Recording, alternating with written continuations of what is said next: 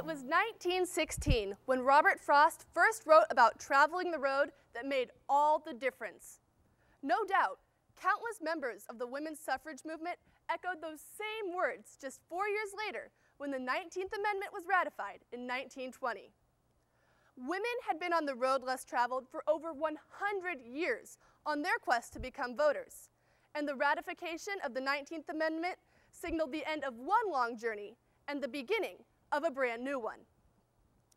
In the early years of America's history, married women couldn't own property and had no legal claim to any money they might earn.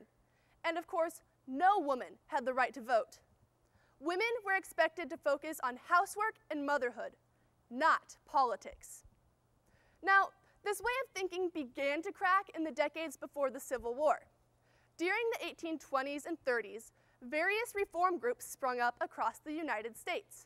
Temperance clubs, religious movements, anti-slavery organizations, and women played a prominent role in many of those groups. Dissension arose against the idea that a true woman must be pious and submissive. A new way of thinking emerged as to what it meant to be a woman and a citizen, and for women, the road less traveled became more crowded with like-minded peers. The movement for women's rights reached the national level in 1848.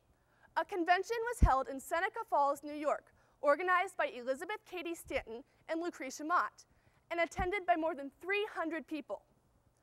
A group of delegates created a Declaration of Sentiments document, modeled after the Declaration of Independence, which stated, "We hold these truths to be self-evident, that all men and women are created equal." Following this convention, Stanton and Mott, joined by Susan B. Anthony and other activists, formed organizations that raised public awareness and lobbied the government to grant voting rights to women. Their first proposal reached the Senate floor in 1886, only to be defeated. In 1918, 15 states and the Territory of Alaska had granted voting rights to women. Although Elizabeth Cady Stanton and Lucretia Mott had already passed away, Carrie Chapman Catt was at the helm of this movement now, and she was helping to ensure that all of these different states were making their way to women's rights. In 1918, thanks to the influence of Carrie Chapman Catt, President Woodrow Wilson changed his stance on women's rights from objection to support.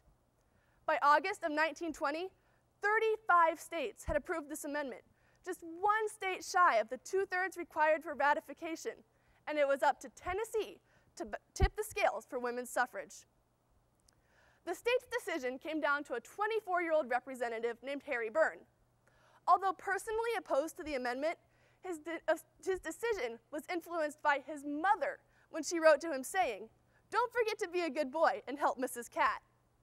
Stating later that a mother's advice is always the safest thing for her boy to follow, Harry Byrne cast his vote, and the 19th Amendment was ratified.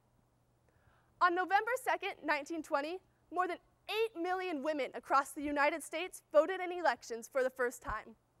The road less traveled opened up a world of possibilities for women who did make and continue to make all the difference.